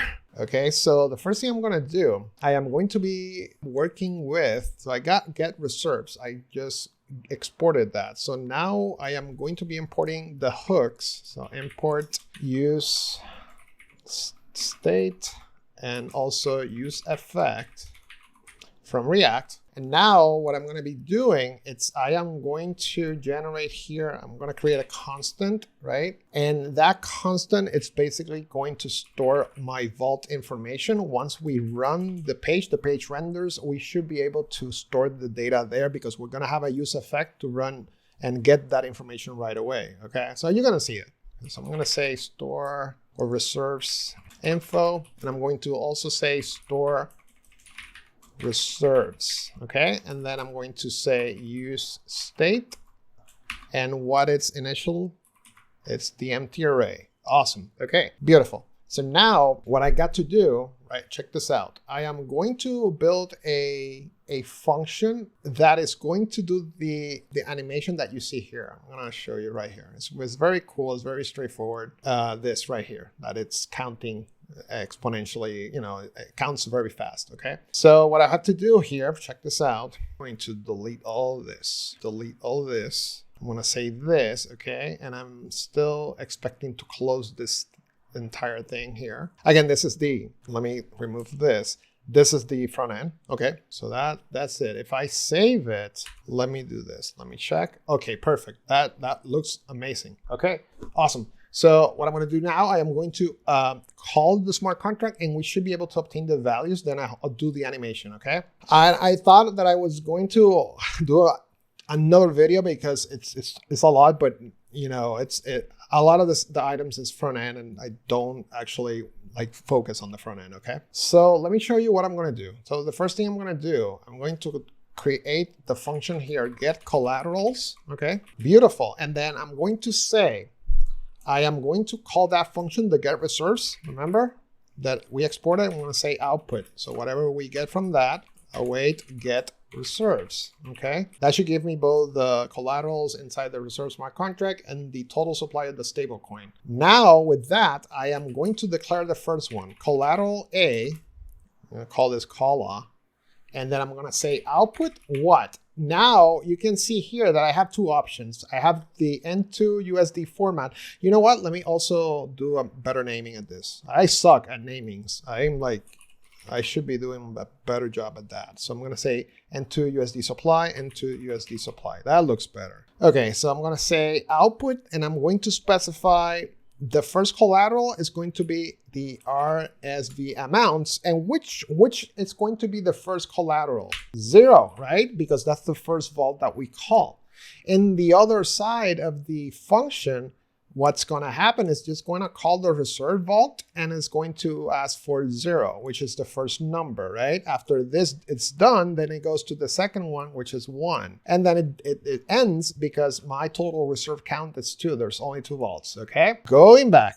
Okay, so we got RSV vaults, RSV amounts, okay? Now we're going to say let call B, and this will be output RSV amounts, and this will be 1. So this is the collateral amount in the second vault. Now I want to obtain the N2 USD supply. So let N2 USD supply, I'm going to say output because it's also returning from the same, and it's going to just attach to the N2 USD supply. That works. Awesome. Beautiful. What I want to do, I want to do a map. So in HTML, you know, with JavaScript, I can do a map in Next.js, and I can render all my blocks, or in this case, all my cards, right? So I can do all cards, and I can display them individually, right? But I don't have to have a long HTML config. I can have a map, and then every single item is literally the same. That helps with the rendering as well, okay? So what I want to do,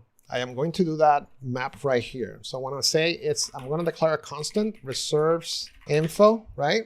And I'm going to open an array because that's the map. I have to map it on an array. And I am going to say, first of all, I want to display the coin logo. So coin logo, right? And then I'm going to just specify the name of the file into USD logo PNG. Comma. Okay, so now I am going to do the first collateral. So the first collateral that we're going to be displaying is going to be the USDT, right? So collateral A is USDT. And then collateral A supply, check this out. Supply of collateral A is going to be what? Call A. Remember, we are calling it from here. Okay, beautiful. Now I can effectively grab this, copy it, and then I'm going to paste, and I'm going to say WETH, which is the second collateral. I'm going to say B, and I'm going to say B, and I'm going to say B here, okay? And this is lowercase, okay? Beautiful. Awesome. And now finally, I want to display the total supply. Okay, total, it's going to say N2 USD supply. Okay, perfect. So now we have all the information inside this array, which I can then render and it will display everything all at once, okay? But I have not sent this to the state. When it gets rendered, I have to use state to send that here so that I can use that array that is stored here. Remember, we are just generating the hook. We can now grab this and send that to HTML and display that in the front end. So I'm going to say store, because that's the hook, reserves, and then what I'm going to be passing, reserves info, which is what we just created. Okay, so I'm passing this here.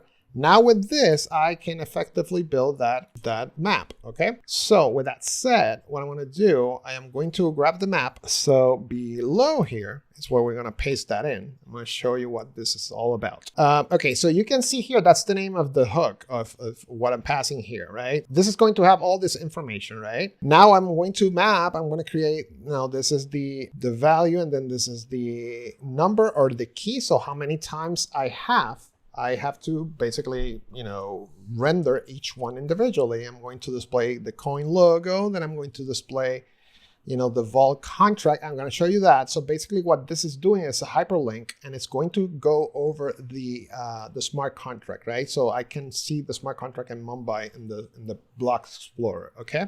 So I have the call A, so you can see here, if we go back up, call A is the name, right? And then call A supply is the actual value. Okay, so if I go there, we should see all that. Okay, same with total, same with call B supply, call B, and such. Okay, so I'm going to Control S. Now I'm going to go back, and it's not loading because I don't have use effect. So let's build use effect real quick. I'm going to show you how I did this. Okay, because there's a set interval. So what I'm doing is every second, keep refreshing. So the moment either the supply changes, the vault amount changes, you're going to see the number right away updating live. So it's going to refresh the number, the balances. Okay, so you want that because you want to see this live and in action in the front page. Okay, so if we Control S, now we should see that information there. Boom. And we are expecting some information here. So I can effectively pass the function that is going to animate. So I forgot that, okay? So this function to animate, what it's basically doing is grabbing value. So dot value, it's looking for every single ID that shows dot value, okay? So in this case, if you want to see what that is, you can see it right here, value. So anything that has this class name, that means that that is an item that is going to be updated. Right now it's initialized with 0, but then this value should update to something else, okay? So if we go back up, you're going to see it there. So we have value, we have count, and we are going to be basically grabbing, and this is the speed, right? So what it's going to do, it's going to grab the current value against the speed. So I need to know how many digits do I have in the amount, and then I'm going to divide that by speed. So if the data is less than the value, then you are going to keep increasing until the data becomes equal to the value. So then it stops. So basically data initializes with 0, right? That's what initializes data. Value, it's obviously higher, right? It's higher because that's the value that we are obtaining from the smart contract. It's just going to continue until the value and data equals, like it's the same. So whatever is already rendered in HTML is going to be the same as value. So it's going to be displaying that in the front end, okay? It's a simple animation, and you are going to see that I am invoking this counter. So what it's doing is basically for every single item, I want you to do this. So if I have 3 items, there's 3 items that is going to continue counting, okay? And then finally, we just enable animate here, okay? Now, as the final item, I have to start counting or else it's not gonna move, okay? So what I'm going to do is another use effect, and this is just to initialize the counter, okay? I'm going to Control S, V, and save. Now we should see something. Awesome. Okay, so that was it. Okay, but now I need to figure out why this is not showing. So let me take a look at that. So let's see in the here. Oh, okay, I saw it. So it's going to be supply uppercase, and that should do it. There we go. Beautiful. Okay. we are done with the reserves. And if we click the vault contract, we should see the smart contract right here. Awesome. So that's good. Now let's build the shard and hopefully finish this off, okay? Okay, awesome. So for the shard, what I'm gonna do, I'm gonna show you real quick. And the file inside the shard, I am going to start initializing, but first I'm gonna start pasting everything that I want, and then we'll just do the function to get the data out. That's what I want to do. So let me paste all this. I'm gonna go briefly. So I am invoking this FreeRchart line. I am grabbing useEffect, useState, and this is all the dependencies that I need on the shard. Again, I'm not gonna go inside the shard to explain detail by detail. This is the backend. So this is the URL that is going to call the backend and get me that information so that I can display that in the front end, okay? So it's very important. So what I'm going to do now, I am going to create a function, right? So I'm going to say export function, and it's going to be the N2 USD shard, okay? And we are just going to do this. Awesome. So now what I'm going to do, I am going to be grabbing all my usestate. I want to go quick on this. Okay, so the first usestate that I'm going to be recording or storing is going to be the price action. So this is basically getting the price of the token, or in this case, the stable coin, okay? Actually, this is getting the y-axis. This is going to get the range of values that we have stored in the database for the stable coin price, okay? So the stable coin price, the axis, I'm going to explain once it loads. This is getting that y-axis, and get time gets the x-axis, the axis that is going to show the time when that price was recorded, okay? This is kind of cool. So what I ended up doing is, if the price goes down, change the color of the shard, like to red. If the price goes up, then change the color to green, okay? So you're gonna see that. And this is just to display the actual token price of BIG, like the stablecoin price on the left, like this. I'm going to show you right now, right here. So this is to show it right here. And you can see here, this is the x-axis and this is the y-axis right here. So let's go real quick. Build the function. I'm going to copy and paste. I'm going to go over it real quick. So the get shard function, what it's going to do, it's going to first of all call the backend. Remember, we are going to be calling the backend. I'm going to copy and paste this. I want to explain to you real quick. So what it's going to do, it's going to ask the backend, hey, give me the N2 USD token, right? It's going to call get shard info. This is the value that the backend is going to determine to the right database, to get the information from the right database. If I change this to be ETH, then I'm going to start getting the values from the ETH database, not the N2 USD database, okay? Then I'm just going to be passing, this is an API call to the backend, and again, the backend is this process right here, okay? This is the backend, okay? So now in the output, I should be obtaining in return the information from the database. Okay, so we should be obtaining the information from the database. From that output, remember, we are going to be exporting out the response here. And then from that output, we are going to be generating two arrays. The price array, which is going to be delivered with shard price. If you remember, on the back end, we have an item that is called shard price. There's another item called shard time. Those two values are going to be stored here. Okay, and this will be the price array and the times array, the X and the Y axis, okay? And then we're gonna do another, because I'm going to be deconstructing the array, so I have to create two different arrays, two empty arrays, right? And inside those two empty arrays, I am going to be adding the latest numbers or the latest prices, right? I don't want to grab the entire database. All I want to show is the last prices in the shard for the last 12 hours. So that will be determined by the amount of, first of all, the amount of every seconds how many seconds do I await to call the smart contract or call the blockchain, the oracle, and get me the price feeds. So that will determine how many times do I have, or how many hops can I have in the shard, okay? Okay, awesome. So now with this, what I'm going to be doing, check this out. I am going to be creating a function, right? I'm going to paste it right here. I'm going to go over it real quick. Inside this function, what we are going to be doing is that we are going to be determining how big is the price array, right? And that will be the value that we are just going to be passing here, okay? That is going to provide me the number. Okay, so what I'm doing right now, I am going from the array, from the information that we obtained from the backend, I am going to be calling a particular item in the array, a particular key, and then I'm going to be stripping out all the zeros. after, we're just going to leave 2 zeros, and then after that, I'm just going to strip everything else. So this is what I'm actually specifying. Just give me 4 numbers. That's all I want to see, okay? You're going to see it now. And then time array, I'm just going to be pushing the time onto this array right here, okay? This is for me to manipulate the output from the database, okay? Now, because the database is providing me the information in order, that means that the first items that we are going to be obtaining on the database are going to be the last ones, or going to be the oldest ones. But remember, the shard has to be up to date, which means that the first thing that I need to be showing on the shard, the last value, is going to be the newest reading, not the oldest, which means that I have to reverse the array. Okay, so for that, it's very simple. All I have to type is price, that's the array name, and reverse. Okay, that's it. That's all I have to do.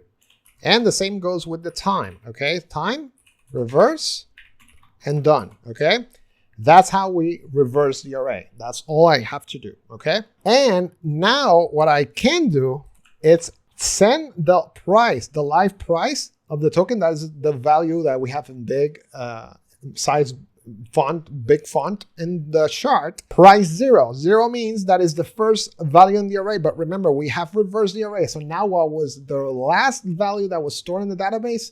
That is the recent price. So now what I'm doing is 0, which is the first. Okay, so now we're able to grab that as the first value. Okay, now what I have to do, this is the tricky part. I want you to pay attention to this. Okay, so I need to determine if the last price before the latest price, it was either higher or lower. Why? Because I want to show that the shard is either dropping the value of the token, like it's showing a drop in the value by painting a different color. Okay, so I need to determine if the last reading was higher or lower than the newest reading. So then I can either paint red. If the price, the newer reading is lower, that means that the token price went down, which means that I can paint the chart in red. If the price went up, I am going to be painting the chart green. If the price stayed the same, I'm going to keep it blue, color blue, and you're gonna see it there. Like, it's very cool. It's very straightforward. Okay, I'm gonna copy this, and we're done. Now, if the previous value, right? We saw if the previous value, that means that not the latest reading, but the price before the latest reading, it's lower than the new value. That means that the latest price is higher. That means that the token price went up, which means that I want you to pass this usState hook color status with this value. So the moment it's sent to the usState, I can then use this hook and then pass it in the HTML styling. And then it's just going to change the color, which is kind of cool. Okay. The same goes with previous. So in this case, if previous is higher than new value, that means that the token price went down, which means that you're going to change the color to be that red. Else, if no changes, then keep it blue. Okay. But I still want you to pass me the token prices. Okay.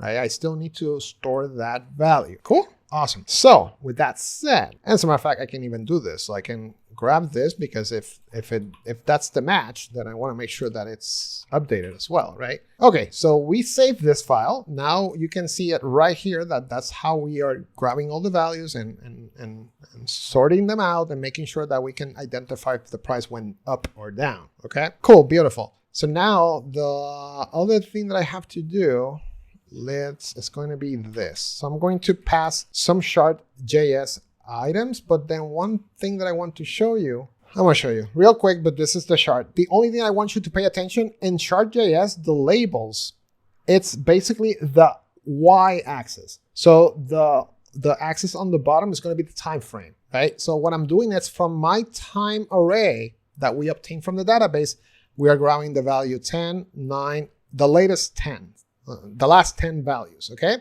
And then last value of all is going to be the what? It's going to be the recent time, okay? It's going to be the recent time or the most recent time reading, okay? And then the same thing is going to go with the price. So in the data, when you are generating the chart, is going to be passing the price action. This is the array that is storing the price values, okay? And we did the reverse, right? So now what is going to happen, it's 10, 9, all those last 10 values, show me that as dots in the array. And you can see here, I have the point color. And again, you can, play with the values and do whatever you want with that. I'm going to leave all of it in the GitHub repo. And then we have options. Okay, so options is basically showing, hey, this is the font on the chart and whatnot. Okay, pass the HTML object. Okay, so I'm just gonna add the object here, and boom, we are done. Okay, and you can see here live price. Remember, that's what we configure as the hook. Okay, so now I am passing live price. That's the data price of the token, and then underline. This is how we call that chart. I am passing data. That will be this item right here, okay? Data, and inside the data, you have all the parameters or the data that we want to display, and the price and such, okay? And then we're passing options as well, okay? Now when I do this, it's not going to show, right? It's not going to show because I still have to import it in the home page, right? This is just a file that I created separately. Now we see this working. Now let's do the final item. Okay, so what I'm going to do now, I am going to be importing that here, okay? So let's go to item, and then I can effectively remove this. So I am effectively calling the chart. So I'm going to say import and to, there we go, and to USD chart. And yeah, the only thing that I have to do is add the HTML, import the HTML. So I left this side open. So you can see the title, stablecoins are meant to be agnostic. Then right here, I left that blank space. That is calling the function, okay? So I have to just make sure and to USD chart. So let's see, and to USD chart, beautiful. And we're gonna press save, and we are done. Let's wait, and now I have to call it, okay? So that's very important. I have to call that. Now it's showing, but it's not showing me the values, okay? So let's see. Of course, I am missing the use effect, okay? So let me go real quick and do that. So without the use effect, it's not going to load anything. Okay, so I'm going to do the use effect, which is basically doing the same thing as the token, as the balances on the vault. It's just going to show the token prices. But in this case, it's going to show it's going to start rendering the chart. Okay, there we go. So with that, I'm just going to get the chart, and it's going to do the refresh every 2 seconds. So this is every 2 seconds, get me the chart. Get me the chart, and it's just going to determine if it needs to update by, with this value right here. If the price changed, that means that you have a new reason to update the chart, okay? So not just the interval, but also the price change, okay? I'm gonna Control S, and hopefully we're done. And boom, we are done, okay? And yeah, what you can see right here, now we have the token prices, and this information, ladies and gentlemen, is getting exported from the database that we built in Node.js. So Node.js is giving me all those values. Every 2 seconds, if it's just going to update the chart. And you can see it right here. This is the latest time. Every 2 seconds, if there's no changes on the database, it's just going to stay like that. If there's changes, it's just going to grab that, okay? That's it for this video. It was long, but I wanted to make sure that we finish the entire algorithmic stablecoin tutorial. Thank you so much for your support, and we'll see you on the next video. Bye.